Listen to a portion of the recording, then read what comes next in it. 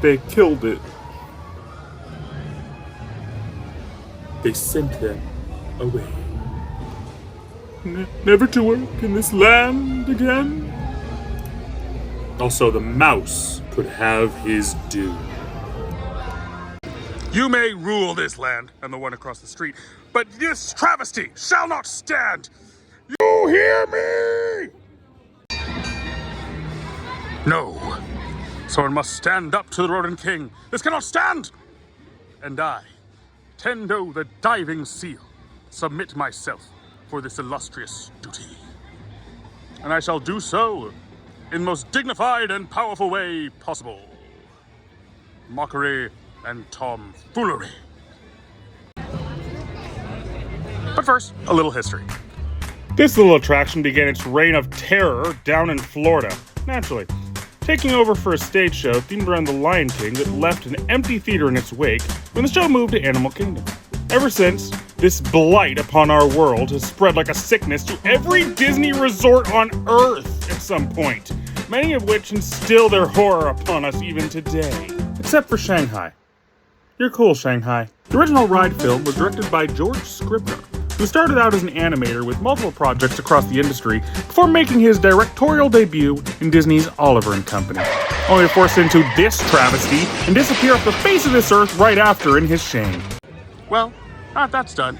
Time to teach this mouse not to mess with a frog and his friends! So from this wondrous decor, you can see posters of past performers in this illustrious venue. As opposed to the actual performers who used to be in this theater, before they're kicked out in a vicious act of rodent cruelty. Sorry. It's just, man, this is annoying. Not just because of the obvious bias, I mean, look at me.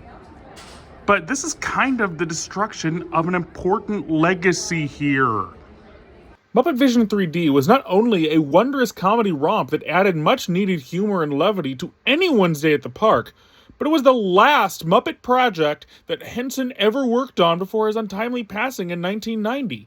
So any closure of this attraction should be done with a large amount of respect to the legacy of its creator, just for that fact alone. And sad to say, the only other version of this magnum opus, down in Florida, the final of Henson's artistic endeavors, is the only thing separating Galaxy's Edge from Star Tours. A fact that's a chill omen for its future. Look, I'm just saying that this attraction matters a lot to me, along with a lot of other people like me around the world, because it's the last bastion of a hero's legacy. Then it really deserves to be preserved in some fashion, you know? Anyway. So as we walk through, we see these posters of other musical acts, such as Genie's Blues Singing. Enough's been said about that movie's race relation issues. Why not add cultural appropriation as well? Hades singing torch songs. Because why should the dead get all the torture? Us mortals deserve some too. And of course, the Three Caballeros. Because, come on, who doesn't want to see these two birds of color and their one white friend after all these years? And we finally make our way into one of the blandest waiting areas ever for a theme park theater attraction. And I know what you're going to say. This place was far worse. I mean, this is just concrete. At least Philharmagic has a nice room to stand in. Well, let me tell you a little secret. Come closer. Little closer. At least here, what was on the screens was interesting. Look at this crap! This thing's too lame to be a screensaver, much less entertain your kids as you wait to enter the theater. And I know exactly what you're going to say. That I'm being impatient. That I should just enjoy the atmosphere. Well, compare this to Muppet Vision for a second. It was vibrant, it was humorous, and it showcased these zany characters in a great light as guests awaited the hilarity that would soon be before them in the next room. This lame music score doesn't hold a candle to Gonzo's tap dancing, much less a flower pot. Anyway, the doors open wide as we are escorted within. The theater is nice, decorated with some elegant decor reminiscent of days gone by.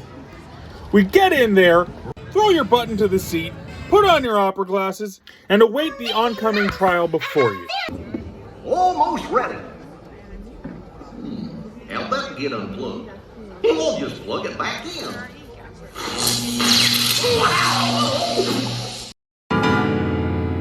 And after Goofy's resurrection, he makes the foolish mistake of opening the curtains too early, beginning the performance.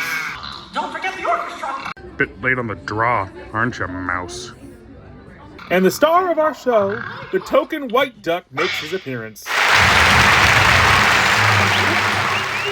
And it seems the resurrection wasn't good for much, as Goofy couldn't even finish opening the curtains fully before returning to his grave. I just knew those Dragon Balls were fake. You know what? Next time I'm gonna harvest my own. Hey, Toothless, where are you?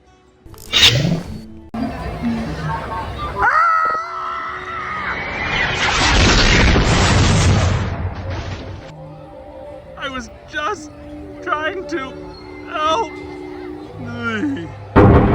If I do have to compliment something early on, it's the amazing sound mixing of this attraction.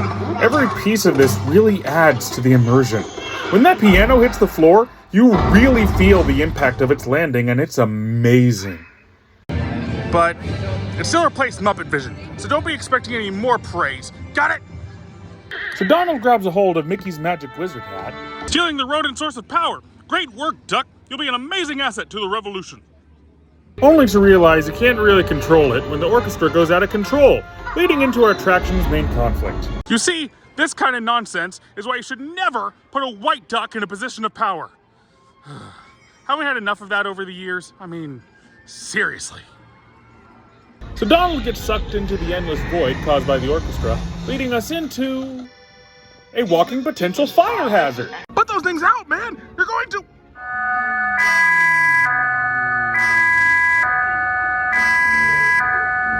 So Lumiere starts going into Be Our Guest with some minor lyrical changes due to singing this song to a giant duck as opposed to a lovely lady. Now, how did they pull that off? Did they really call back in Jerry Orbach just for this attraction? Not quite.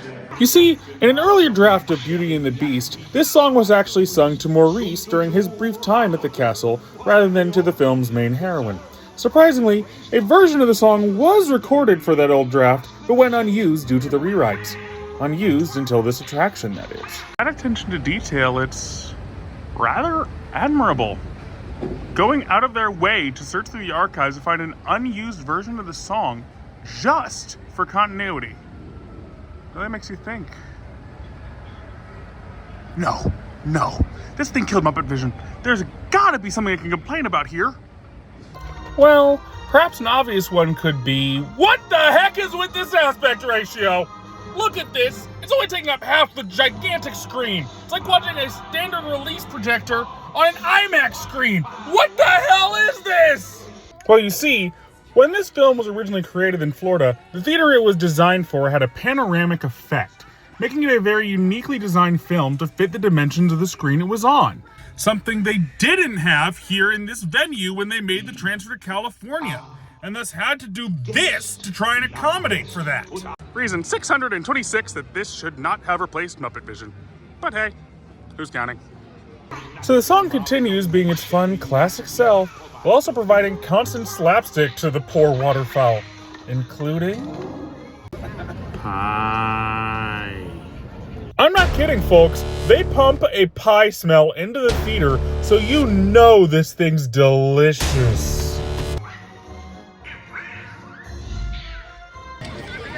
I knew we shouldn't have trusted Calcifer with the cooking. Ugh. So after a culinary edition of the wall hammers and the candlestick trying to put us out of our misery by drowning us in champagne... I don't care how drunk you try to get me. I'm not enjoying this. Well, not that I'm not having a good time.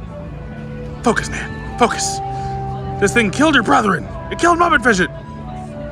You can't be enjoying this. You can't be having fun. Anyway. We bring the Beauty and the Beast segment to an end, leaving a mess everywhere for the brooms from Fantasia to come clean up, only for them to remember this Duck's World War II affiliation.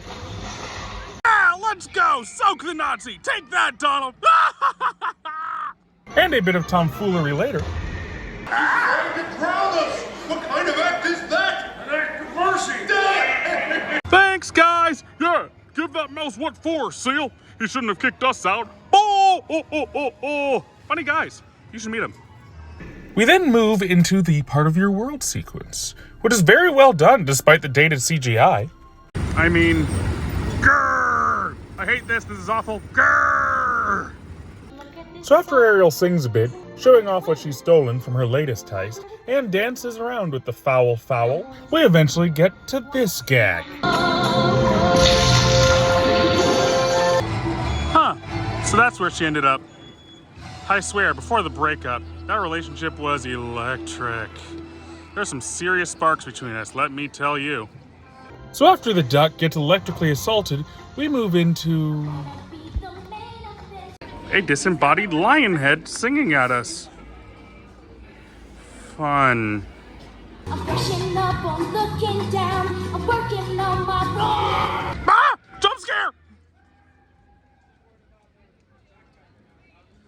Nobody told me this was Five Nights at Simba's. Everybody look left, everybody look right. So, this confuses me a bit. Before and after this point, the environment is mostly pretty stable and defined, so we have a sense of what the duck is going through here. It's only really in this one sequence where things go bizarrely surreal in terms of the structure of the world our protagonist is experiencing. It's almost as if Simba's some kind of eldritch being torturing Donald for his hubris. Meh. He deserves it. So our time with the line from Beyond Reality comes to an end as we transition to... A clear violation of the laws of time. How did this happen? I mean, Coco didn't come out until 2017. This ride opened back in 2003. What the heck is going on? Well, this segment was actually added into the attraction in 2021, 18 years after the attraction's initial opening, with no other additions in the many years between the two. You see, no attraction is so old that it can't be updated. Just with some spit and polish, any attraction can become relevant again. Almost like updating attractions happens all the time in these parks, and that we shouldn't be so obsessed with the past, you know? Anyway. The Disney duck spends a bit of time with the dead. I always knew Donald was going to hell. Just didn't expect to be Mexican hell. Rather fitting, isn't it? But enough about politics. Let's get back to the white people.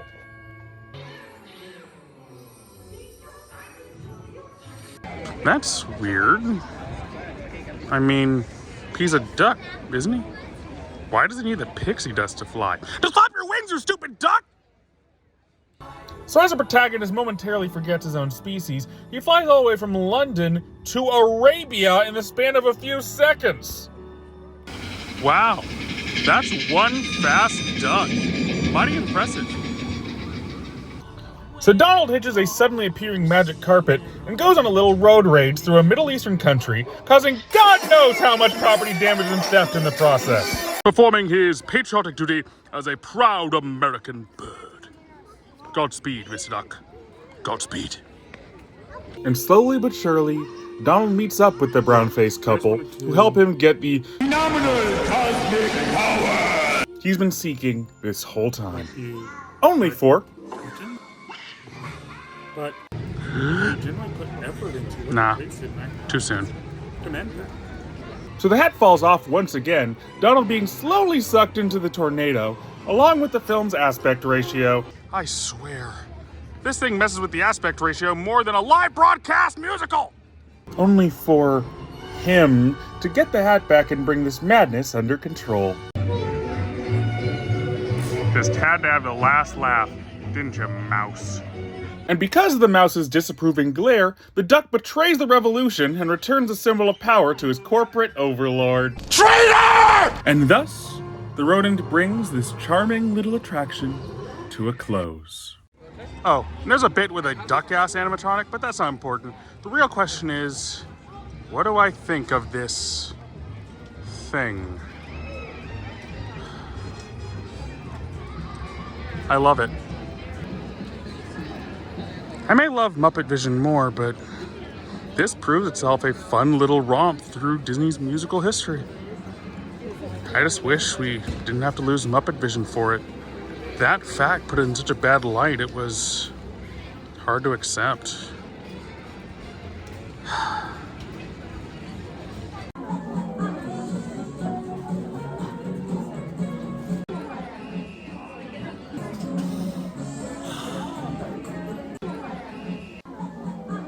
Look, I just wanted to apologize, okay?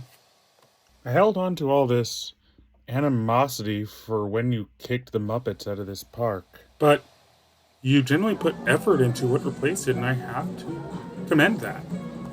I hope we can do better than that. Be better than that. And it's just, Muppet Vision meant a lot to so many people, including me. So if you could just preserve it in some fashion, like Disney Plus or Blu-ray. then yeah, maybe be square. Sound cool, Mick? Mick? Hey, who let that seal in here? Ah! There's no rule saying seals aren't allowed. What the heck is wrong with you? Come out here!